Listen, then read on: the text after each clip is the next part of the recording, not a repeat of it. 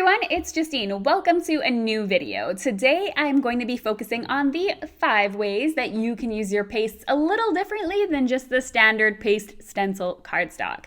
I'm so excited to be showing you all 5 of these techniques, which have been inspired by my technique resource binder class, which I have listed below in the video description.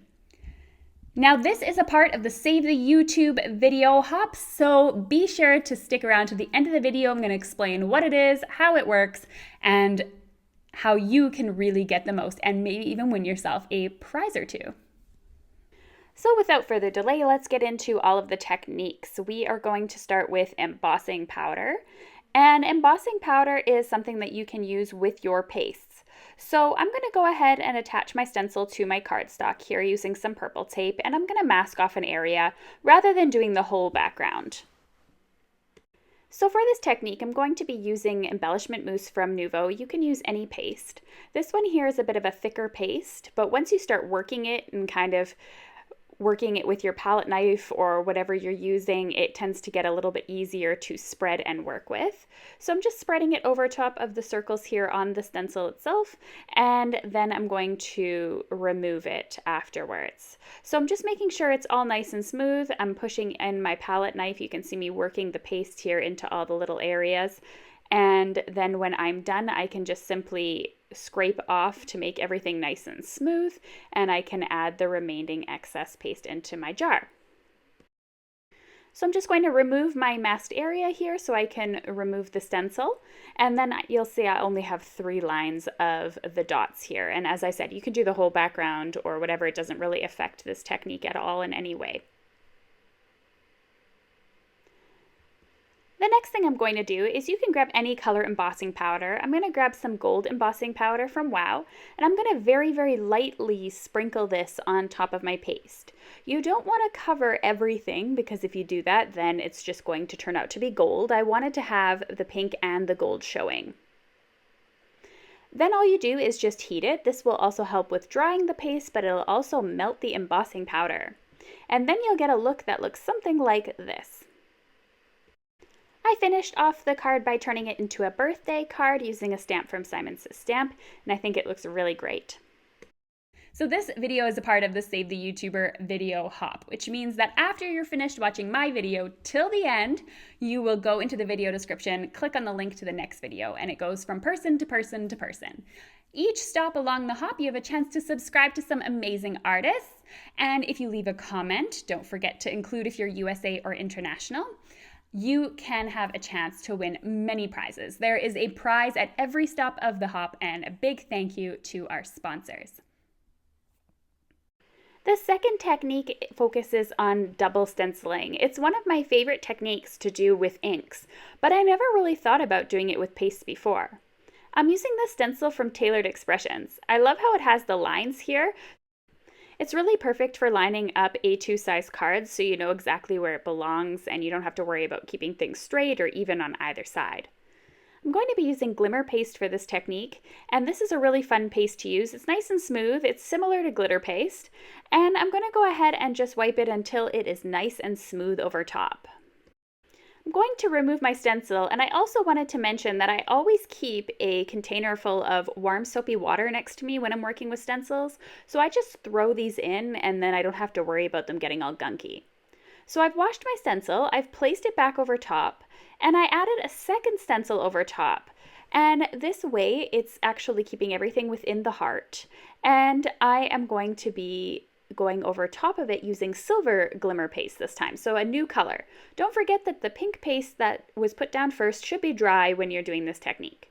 So then you get this really fun looking heart with a lot of detail in it. You get the heart solid glimmer paste as well as the pattern over top. Now, a lot of the times I get asked, how can I support a YouTuber or craft channel? And some of the easy, quick things that you can do is to like the video, to leave a comment, and even more important, especially when you're going along this video hop, is watch the videos until the end of the video. If you watch the video until the end of the video, the YouTube is more likely to suggest that video in the future because it retained your attention for so long. So it's super important in hops like this that you aren't just clicking from video to video to video to leave your comment for a chance to win prizes, but to actually watch the video. It really will help that person out a lot. The third technique we have is layer and drag paste. This is really fun to do. Just keep in mind your color wheel so that when you mix the paste, you don't get any brown colors. So I'm going to be using this Mandala Burst stencil from Gina Designs, and I'm using Glacier paste. This paste here is a really smooth, shiny, metallic paste, and it's really pretty. It's one of my favorites in my stash. I'm going to be adding some of this light blue paste here to my stencil. I'm going to be stenciling to approximately halfway down the card. Next, I'm going to be grabbing some silver Glacier paste, the same kind of paste, just in a different color, and I'm going to be stenciling the rest of it. You'll notice that I'm not worried about smoothing it out, and a lot of areas have quite a bit of paste on it. And this was done on purpose, because what I'm going to do now is I'm going to grab my Stencil Pal tool, and I'm going to be dragging them through each other, these colors. So a couple of areas you can see I have them over top of one another, but you can see I have, especially in the blue color, a lot of areas that are raised. So grabbing my Stencil Pal, I'm going to use the flat edge and I'm going to just go ahead and drag downwards. This is going to drag some of the blue through the silver. Then I can go back up through the top and add some of the silver to the top and drag it through. It's really fun, and you'll get different results every time you do it. Then all you need to do is lift up your stencil, and you can see just how smooth it is. It adds a nice little texture, but it is pretty flat for a paste. And then just let that dry here, and you'll get this beautiful look when it's all done. It's super shiny and pretty. I finished off the stencil by adding a simple hello die cut that has a shadowed black background to it. Now my next technique is called layer and expand. Now a couple of tips and tricks for this one here. So I'm going to be using 2 card panels to get a 2-for-1 card out of this, since my stencil is so large. So this is a standard 6x6 stencil, but the solid area is quite large. So what you want to do is you want to place this flat in the center. Now you don't want to have your stencil on an angle at all, and I'll show you why in a few minutes. So what you're going to do is you're going to add your layer. Now this is a really large solid area, so there's no way with my spatulas here that I'm going to get an even coat. So I'm going to use my Stencil Pal here to get that nice even coat and a smooth layer. I'm going to set this off to dry and wash my stencil. Now I'm going to go ahead, when it's all finished drying, I'm going to line up my stencil once again. And you can line up the layering stenciler super easily by simply lining up the stencils together. So all you can do, there's only really 4 possibilities, and if you notice it's not lining up, flip that top stencil over, it's probably on the wrong side. So it's super easy to line up because all you do is line up the edges of the stencil. There's no need to sit there and try and play with the stencil and try to see where the flower fits best. All you need to do is line up the edges and the corners, and it's good to go. So I've added that stencil over top, and I'm now adding some expanding mousse. This is similar to the embellishment mousse we used on the first card, but when heated, this actually expands. In order to get this to work really well, the thicker the paste, the better for this. So the more expansion you want, that's how thick you want it to be. Experiment with it, it's a lot of fun. So I'm going to remove this now, and now I'm going to use my heat tool to expand it. And you'll see here just how fun it looks when it's expanding. It is really fun to just sit here and watch this kind of being raised, and it gets sort of a crusty textured appearance. And as I said, the more paste, kind of the better for more raised texture, depending how you want it. When it's all finished and it's quite dry, you can go ahead and remove that tape off the back here, and you'll have 2 card panels all ready to go for your card. So that's really fun to get a 2-for-1 look. Here's what it looks like nice and close up with the texture on it. And here's what it looks like as a final card, in which I stamped a little thanks there in the corner on both of them. I think they're really pretty and elegant looking with that great texture. The 5th technique I'm going to show you today is multicolored die cuts. I have 2 ways to do this depending on your patience level. I know I don't have a lot of patience, so I prefer my 2nd technique here. So keep watching to see what it is. So the first thing you can do is you can make your own glitter cardstock using Glimmer paste from Tonic Studios. Just add your glitter here onto some white cardstock, and then you can use it as you would normal cardstock. I'm going to take it one step further, and I'm going to be adding 2 different colors here, some silver to the pink. I'm just slowly going over top of them here, just to make sure they blend nicely together.